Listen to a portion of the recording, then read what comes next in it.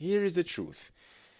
This game, Barcelona winning 2-1 against Newcastle. This is the and I keep getting that word wrong.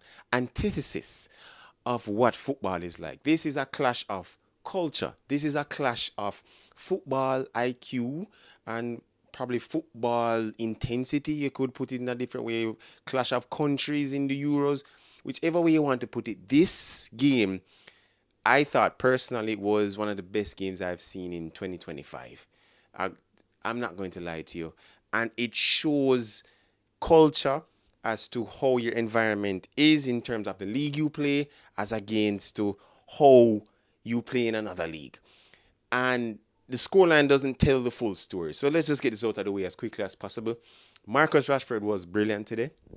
I think he deserves man of the match. How he played, how he went at Trippier 1v1, sometime how often when he was in the transition was playing well, his whole up play was good, his link up with Pedri, and I think his name was Martinez, if my memory serves me right, bear with me. As the left back, he played exceptionally well and scored two very good goals. The header, listen, I've rarely seen Marcus Rashford score headers. So the fact that he scored a header today was absolutely crazy. But the second goal, ladies and gentlemen, the second goal was a masterclass as to how clean and pure you strike the ball. And I was at work and I had to be, like when you hear a bar, you're like, that's exactly. I was like, my God, you couldn't hit the ball any purer, any cleaner than that. That was sensational. That was a brilliant strike. One of the best Marcus Rashford goals we've seen in a very, very, very long time. And it also shows, and I'm going to take a jab at Manchester United fans. It also shows that if you want to revive your career, just go to Manchester United and then leave. Right? Marcus Rashford right now is showing that he's one of the best forward line players. It's not only just seeing it on the Champions League, but if you watch La Liga, you can also you can see it as well. He's shown that he's ready to adapt, and and the fact that he's doing this in front of Thomas Tuchel also speaks volumes, right? Because he's fighting against the likes of Anthony Gordon, who he's playing against, and he's playing as the left winger. It shows that he still has it. If he's willing to put in the work and has the proper tools and resources and environment that is not toxic, you can do that. And Marcus Rashford showed that. Awesome, awesome game. But ladies and gentlemen, out of everything that I'm about to talk about, it speaks to two persons and really one. My God, Pedri. Let's just get this out of the way and talk about it. Pedri Gonzalez, ladies and gentlemen, is the best midfielder in the world.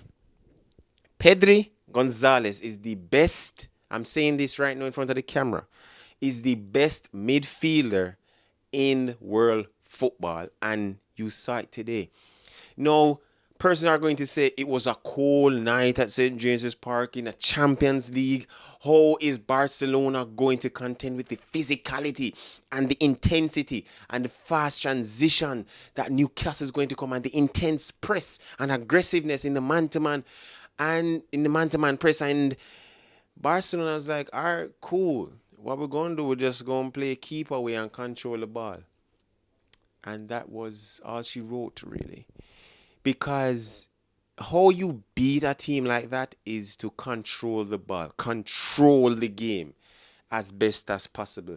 And Pedri and Frankie de Jong control a midfield three that is known for physicality, that is known for intensity in their press, that is very aggressive and are willing to go, forward, make it dirty, not turns I get a red card, but to be, lean onto your man and hit him. And they were like, do your best. That's if you can get the ball. And Pedri, when pressed, open his body, allow the players opposition to run to him, and just create his space and play the ball right in that open space. Sometimes it was two, and he's like, all right, cool. If two of you guys want to press me, fine. I'll play it back and I'll play a third man, which was play it to the next person, play it next to the person, and they just transition well. or if they want to sit in a mid block or a low block, because again, Newcastle play with a 4-5-1 mid to low block. And he's like, all right, what I'm going to do, I'm going to play chicken. Who moves first? And it was Joe Linton, and he did that, and he passed him. Just between the lines right there. Someone was in between the lines. I think it was Fermin Lopez who was right there and played between the lines so well. Or it was Bruno Guimaraes who very aggressive and the Brazilian way. And he was like, all right, cool. I'm going to play a keeper away with you. And those two bossed the midfield, ladies and gentlemen. Those two showed what technical, high IQ, quality football is like. Pedri and Frankie de Jong, I was in awe of how they played.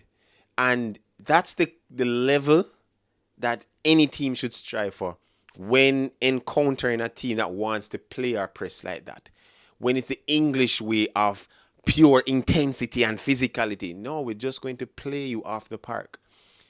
And Frankie de Jong said it in his interview. He said, and I'm paraphrasing, that we knew that they wanted to be physical. We knew that how they wanted to play was fast and aggressive and great in transition. And we also wanted to play fast, but we want to play through short passes. And there were times in that game where Barcelona had like a block of four. It's almost like a box. And what they would do, just crowd out right in front of the Newcastle backline. So you would have Tonali, Joe Linton, and Bruno Guimaraes blocking that central area. And what Barcelona would do is that they would indicate and invite Marcus Rashford on the wing and Rafinha on the wing to tuck in closer and condense that space so that we overload. So that the only thing that Newcastle are going to try is going to be, of course, try to press and tackle. And what Barcelona are going to do is like, all right, if you want to tackle, we're just going to play short passes, third man combinations, and play literally around and get the open space, which they did countless times, and played and got shots off, quality shots off. So chances were created, particularly in the second half. But I'm telling you, yo, it was sensational. And I said it to someone in my WhatsApp group. I'm like, listen, I love Liverpool, but Gravenberch and Curtis are not at that level yet to play how Pedri is. Pedri is a generational talent. Let's just talk about that. Pedri is a generational talent. To play against one of the most physical teams in England, in Newcastle, and literally quiet down that entire stadium, that is generational. That is class personified. And I was on Twitter and I'm looking at, a lot of comments and threads and tweets from various content creators and social media personalities. And also some of the Newcastle fans were just in awe of what they were seeing. Like there are levels to this. Anthony Gordon said in his interview, is like, we played Chelsea and Manchester City and they're very technical, but this was just completely different levels to how they played. And that speaks to how Newcastle needs to approach the Champions League for the rest of the campaign. Because these are the teams that they're going to be facing if they want to qualify for the knockout rounds. But you guys can let me know in the comments what you thought. But I thought this game was class in terms of how you play that kind of press and a team that plays like Newcastle. And Pedri and Frankie de Jong were absolutely great. Frankie de Jong was literally a metronome, just kept the ball ticking. He was like, all right, guess what? You want to do that? Fine. I'll just turn it here. And let me say this.